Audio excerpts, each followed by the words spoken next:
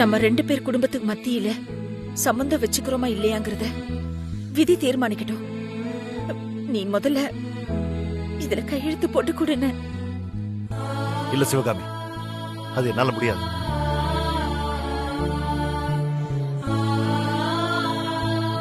முடியாதான?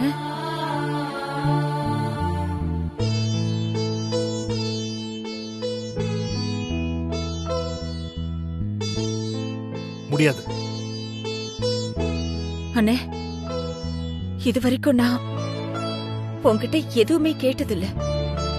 முதல் முறையா இததான் நான் உன்கிட்ட கேக்குறேன். இத பண்ண கூட உன்னால முடியாதுல்ல?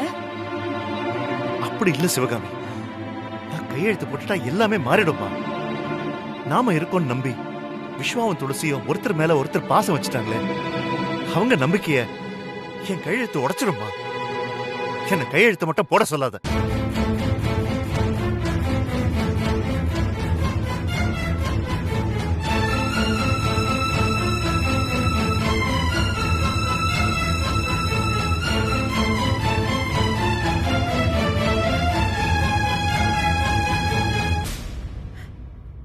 அண்ணே, விஸ்வாவும் துளசியும் நம்மள கண்டிப்பா புரிஞ்சுப்பாங்கண்ணே.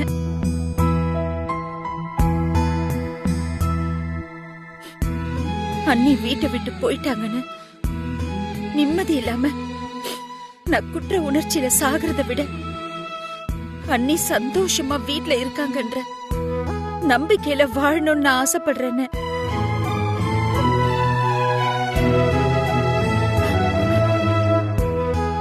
நான் குற்ற உணர்ச்சியில சாகணுமா இல்ல நம்பிக்கையோட வாழணுமான்னு நீயே முடிவு பண்ணிக்கணும்.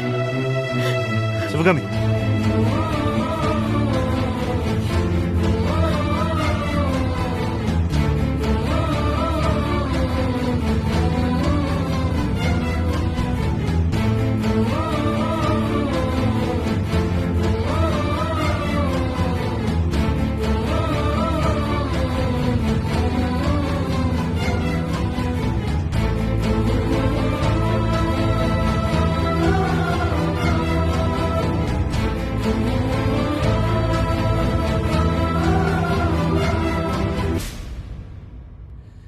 எனக்கு நீ வாழணுமா? சந்தோஷமா வாழணும்.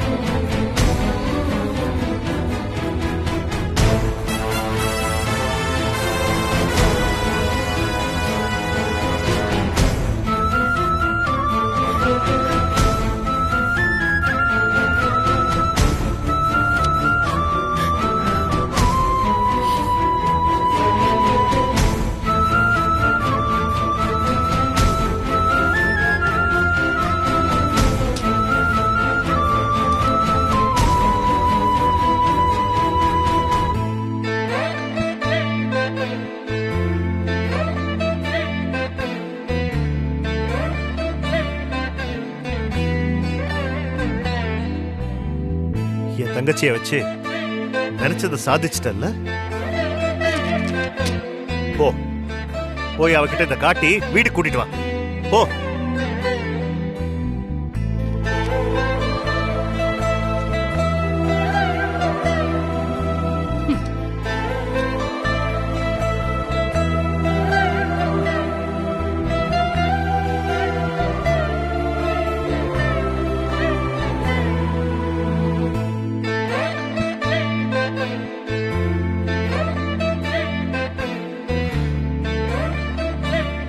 நீ ரொம்ப வருத்தப்படுவ சிவகாமி, வருத்தப்படுவ.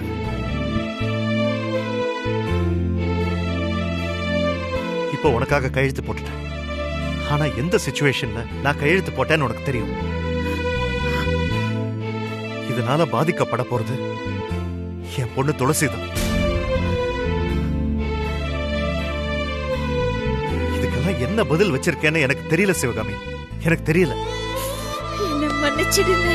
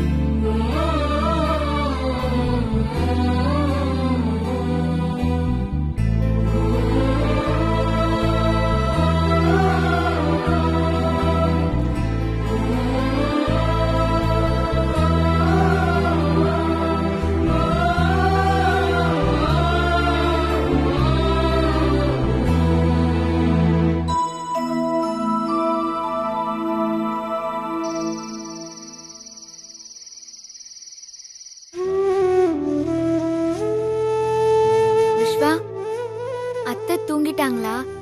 ரூம்குள்ள போகும்போது இருந்துட்டு வந்தேன். ஆனா தூங்கிட்டாங்களா என்னன்னு எனக்கு தெரியல துளசி.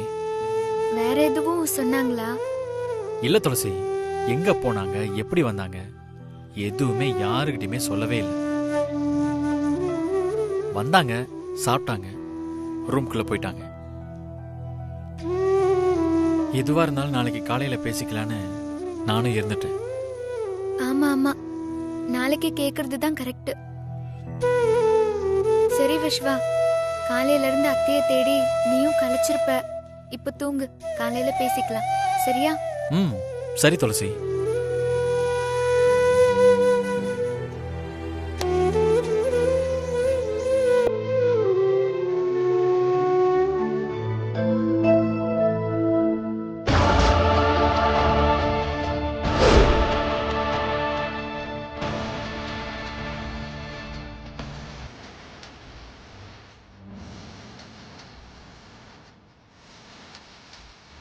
ஏய் துளசி,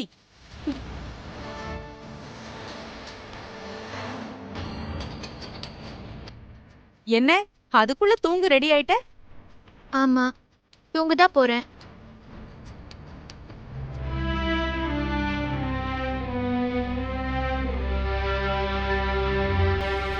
என்னம்மா, நாளைக்கு உன் வீட்டுக்கு போகணும், ட்ரெஸ் எல்லாம் பேக் பண்ணிக்கோன்னு சொல்ல வந்தா அதுக்குள்ள தூங்க போற? என் வீட்டுக்கு நான் எதுக்கு போறேன்? பாருடா, பத்திரத்துல மாமாவோட கையெழுத்த வாங்கிட்டா வீட்டுக்கு போறேன்னு சேலஞ்ச் பண்ணிட்டு இப்ப எதுக்கு போக போறேன்னு கேக்குற? என்ன சேலஞ்ச் பண்ணது மறந்துட்டியா?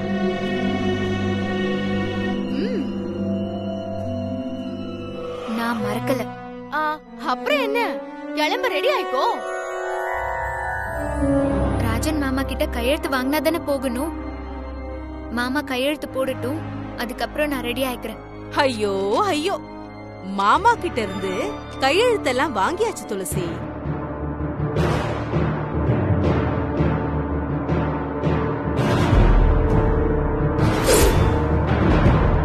என்ன நம்பலையா? இந்தா நீயே பாரு.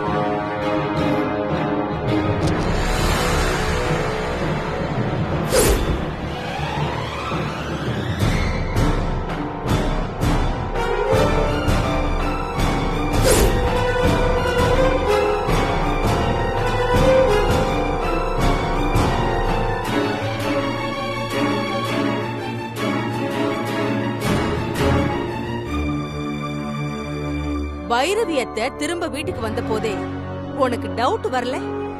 டிராமா முடிஞ்சிருச்சு. இந்த ருத்ரா காரியத்தை முடிச்சிட்டா.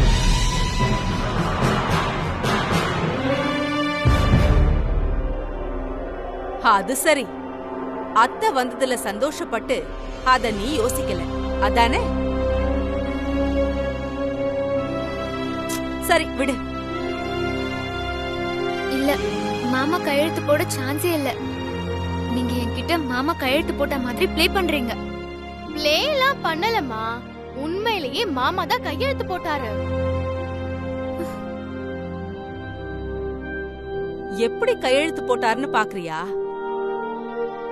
யார் சொன்னாலும் மாமா கையெழுத்து போட மாட்டாருன்னு தெரியும். ஆனா அதே நேரம் யார் சொன்னா கையெழுத்து போடுவாருன்னு தெரியும்.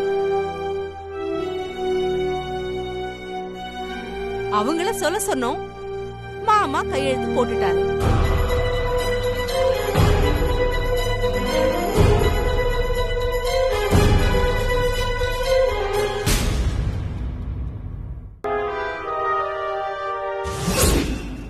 அண்ணே, விஸ்வாவும் துளசியும் நம்மள கண்டிப்பா புரிஞ்சுப்பாங்கன்னு. அண்ணி வீட்டை விட்டு போயிட்டாங்கன்னு நிம்மதி இல்லாம நான் குற்ற உணர்ச்சியில சாகிறத விட அண்ணி சந்தோஷமா வீட்ல இருக்காங்கன்ற நம்பிக்கையில வாழணும்னு ஆசைப்படுறேன்னு. நான் குற்ற உணர்ச்சியில சாகணுமா இல்ல நம்பிக்கையோட வாழணுமான்னு நீயே முடிவு பண்ணிக்கொன்ன. சிவகாமி, எனக்கு நீ வாழணுமா, சந்தோஷமா வாழணும்.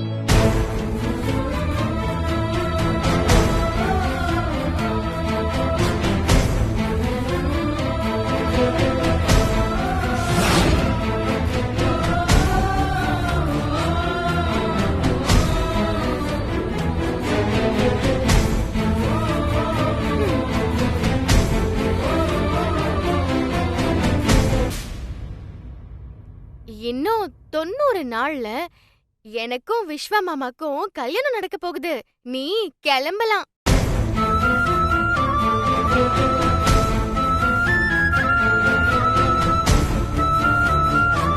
உன் அம்மா பைரவி அத்த அளவுக்கு பாசமான அம்மாவே கிடையாது துளசி. என்ன பண்ணியாவது தான் பிள்ளைக்கு நல்ல வாழ்க்கையை கொடுக்கணும்னு பைரவி அத்தை நினைக்கிறாங்க. ஆனா உன் அம்மாவை பாரு, உன் வாழ்க்கைய பத்தி கொஞ்சம் கூட கவலைப்படாம மாமா கிட்ட கையெழுத்து வாங்கி கொடுத்துட்டாங்க.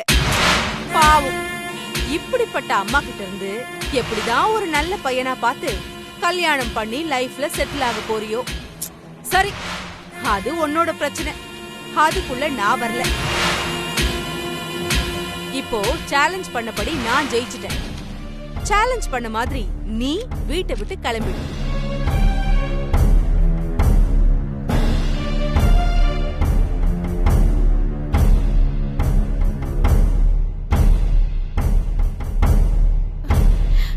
என்னக்கா யோசிக்கிறா? சேச்சே, துளசி அப்படிலாம் கிடையாது. கொடுத்த வாக்க காப்பாத்துவா. கிளம்பிடுவா லக்ஷ்மி. ஆனா நாளைக்கு எந்த டைம்ல கிளம்பலான்னு இப்ப யோசிக்கிறா. அவ்வளவுதான்.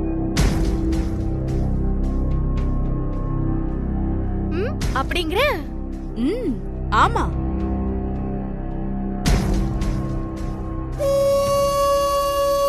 நீங்க ஜெயிச்சிட்டீங்க. நான் இனிமே இந்த வீட்ல இருக்க மாட்டேன். காலையிலே கிளம்புறேன்.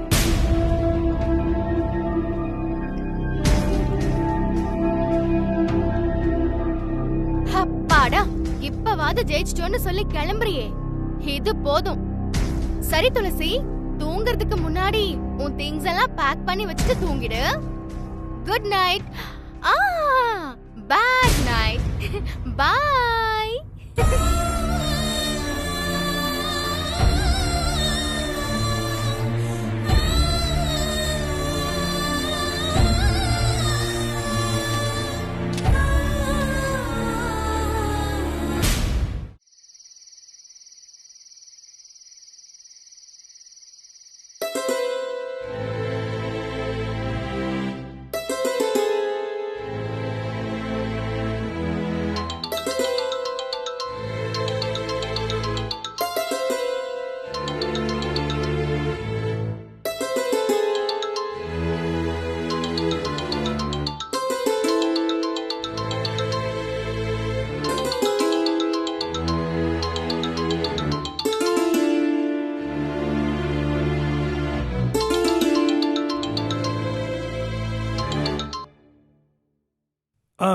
சொல்லு துளசி.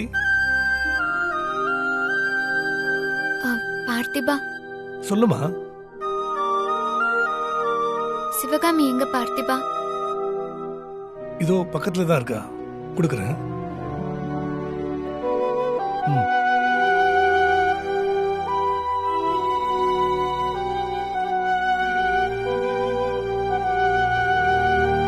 துளசி, சிவகாமி, உன்னை நினைச்சா எனக்கு ரொம்ப பெருமையா இருக்கு. பெத்த பொண்ணோட சந்தோஷத்தை விட அண்ணனோட சந்தோஷம் தான் முக்கியம்னு நினைக்கிறல்ல. உன்னை நினைச்சா உண்மையிலேயே எனக்கு ரொம்ப பெருமையா இருக்கு சிவகாமி.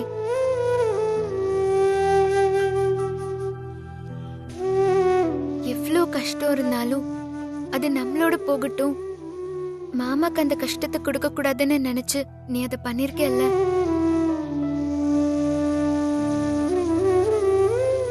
இதுதான் சிவகாமி பாசங்கிறது.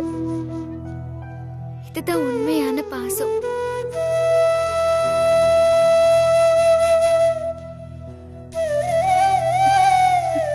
துளசி, அம்மா இப்படி பண்ணிட்டேன்னு உனக்கு எந்த வருத்தமும் இல்லையா? இல்ல நான் ஃபீல் பண்ணுவேன்னு வருத்தத்தை உள்ளுக்குள்ளேயே வச்சுட்டு பேசுறியா? நான் உன் பொண்ணு சிவகாமி. உனக்கு உன் அண்ணன் மேல இருக்கிற அதே பாசமும் அக்கறையும் எனக்கும் மாமா மேல இருக்கு.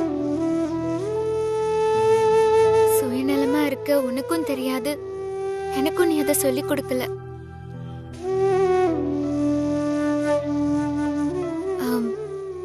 அதனால நீ இப்ப பண்ணதுக்கு எந்த வருத்தமும் இல்லாம சந்தோஷமா தான் பேசுற.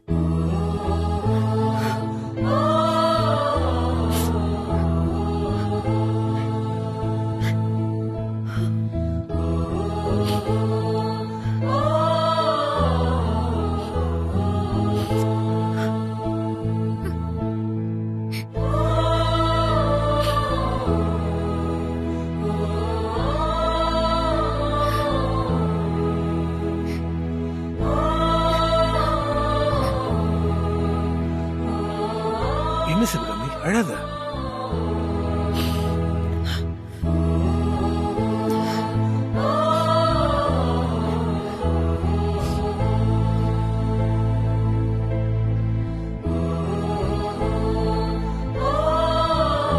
துளசி, சிவகாமி, நாளைக்கு நான் ஒரு முடிவு எடுக்க போறேன்.